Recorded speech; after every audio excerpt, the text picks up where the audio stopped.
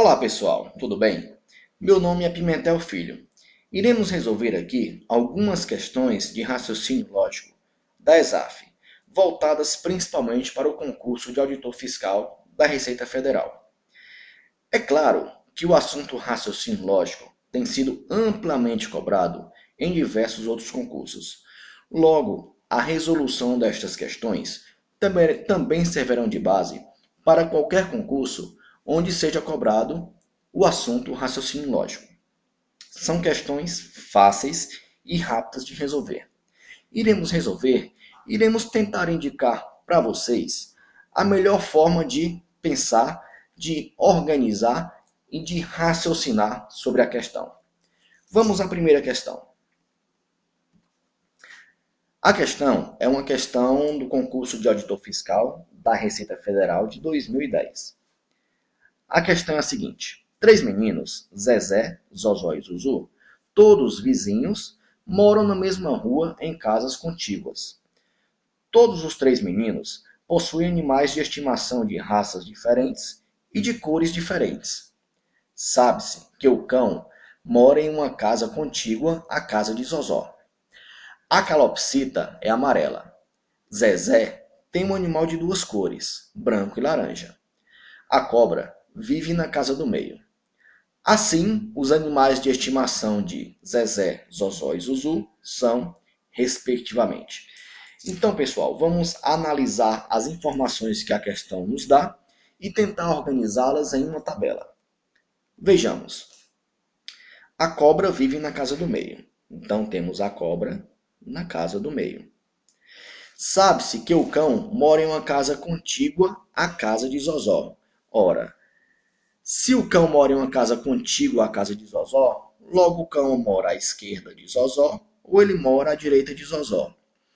A questão, ela nos faz pensar o seguinte, que se a cobra mora na casa do meio e o cão está à esquerda ou à direita de Zozó, isso quer dizer o seguinte, que Zozó mora na casa do meio.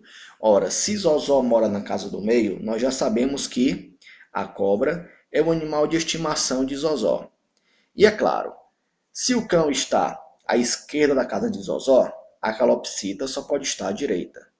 E se o cão está à direita da casa de Zozó, a calopsita só pode estar à esquerda. Vamos analisar as outras informações para completar a nossa tabela. Ele fala que a calopsita é amarela e que Zezé tem um animal de 2 cores, branco e laranja. Ora, se Zezé tem um animal de 2 cores, branco e laranja, e a calopsita é amarela, nós só podemos concluir o seguinte, que o cão é branco e laranja.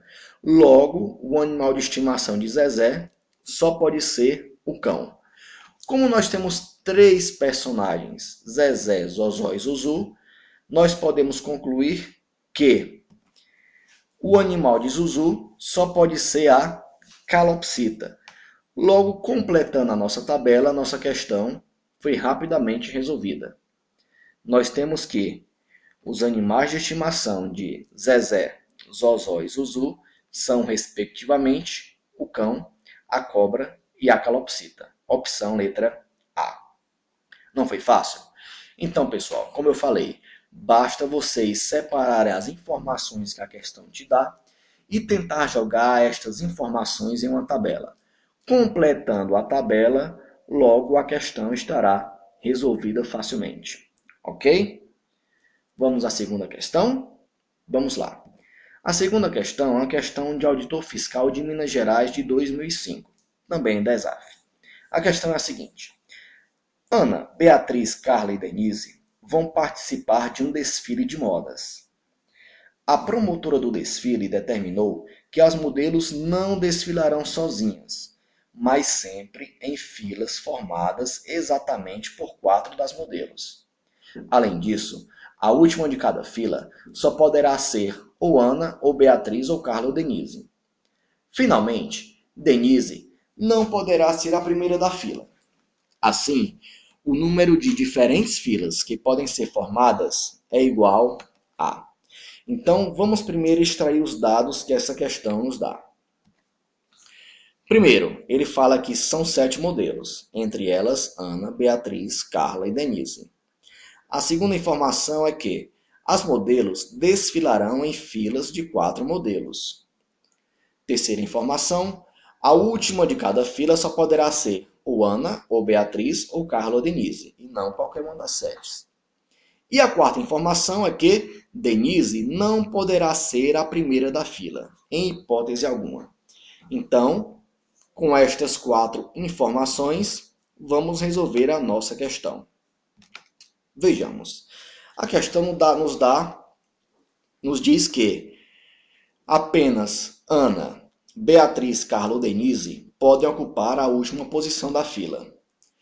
Analisemos o primeiro caso, onde Ana é a última da fila. Então, veja, se Ana é a última da fila, nós temos que, para a primeira posição, das 7 modelos possíveis, nós não podemos ocupar na primeira posição nem Ana, já que Ana é a última desta fila, e nem Denise, uma vez que a questão diz que Denise não pode ser a primeira da fila. Ora, se nós temos 7 modelos, nem Ana nem Denise podem ocupar essa posição, só nos restaram 5 modelos. Para a segunda posição, nós vamos ter as seguintes possibilidades. Ana não poderá ocupar esta posição, já que ela é a última desta fila. E a que ocupou o primeiro espaço na fila não poderá ocupar o segundo, é claro. Então, das 7 modelos que nós temos disponíveis, nem Ana e nem a que ocupou a primeira posição poderá ocupar a segunda posição. Logo, 7 menos 2, 5. E para a terceira posição, o raciocínio é o mesmo.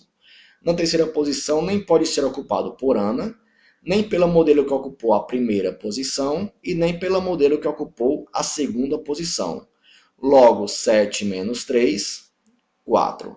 Então, o número de filas diferentes que nós podemos formar, onde Ana é a última da fila, são 5 vezes 5 vezes 4.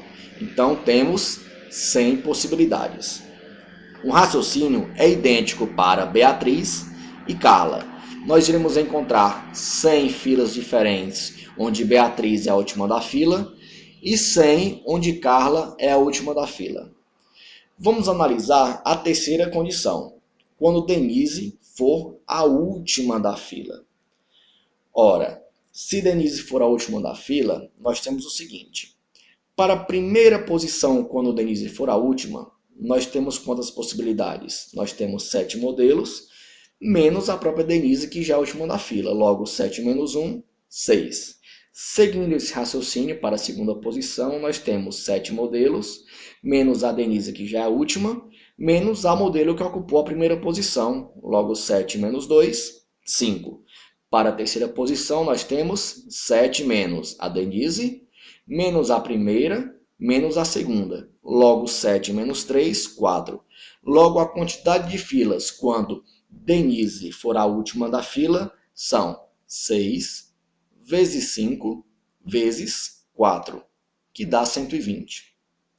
Logo, o total de possibilidades são 100, mais 100, mais 100, mais 120. Somando, iremos encontrar 420. Opção letra A. Viu como foi fácil? É muito fácil.